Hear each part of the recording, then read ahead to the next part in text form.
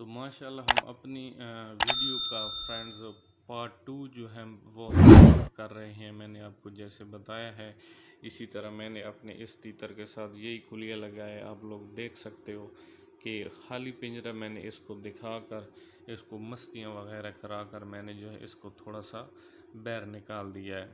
تو کسی بھی ایسے تیتر کو آپ نے باہر نکالنا ہے جو بندے کی مستی والا ہو, بندے کا مستیل ہو, یا مطلب بندے کی لڑائی ہو, اس کو تھوڑی بہت میٹھی لڑائی کرتا ہو آپ کے ہاتھ پر, تو پھر بھی آپ اس کو ایسے ہاتھ وغیرہ دکھا کر اس کو آپ مستیاں کرا کر آپ باہر نکال سکتے ہیں. تو مطلب جو تیتر اس طرح کی مطلب اس میں کیا ہوتے ہیں کہ خصوصیات رکھتے ہیں, مالک کے ساتھ بھیڑ کرنا یا مالک کے ساتھ مستی کرنا, تو ایسی چھوٹی جو چھوٹ ہوتی ہے نا وہ اس کو بالکل پٹ دیتی ہے اندر سے, ایسا اس کو خوش کر دیتی ہے نا کہ جس کی کوئی انتہا نہیں ہوتی. اگر آپ اپنے تیتر کو اس طرح کریں گے, اس کے ساتھ ایسا عمل کریں گے. لیکن یاد رکھیے گا میں سیدھی بات کرنے کا قائل ہوں. پھر میں آپ کو یہی بات کہہ رہا ہوں کہ ابھی آپ مجھے دیکھ سکتے ہو میں نے کمرے دروازے ہر چیز بند کر کے اپنے تیتر کو پھر بھی نکالے, کیونکہ وہ کیا کہتے ہیں کہ احتیاط جو ہوتی ہے وہ بہت اچھی چیز ہوتی ہے.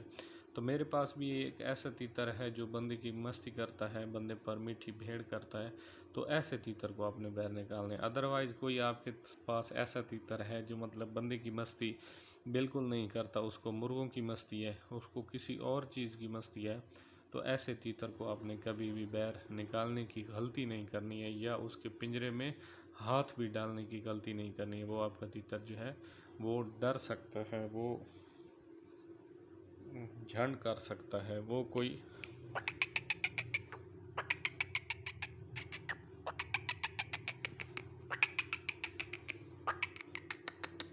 کہ دیکھیں ابھی پھر بھی مسئلہ یہ ہے کہ ابھی تھوڑا سا سیزن ڈھل گیا ہے, جس کی وجہ سے میرا تیتر جو ہے میرے ہاتھ پر وہ اس طرح کی مستی نہیں کر رہا ہے.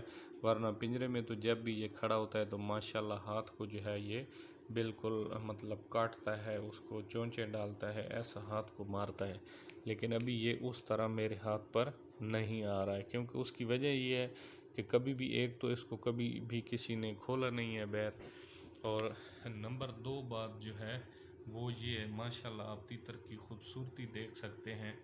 بڑا ایک لمبا لہجہ قد کاٹ والا اور گھانگس نسل کا فل مستیل پٹھا ہے, اور یہ پہلے سیزن کا ہے.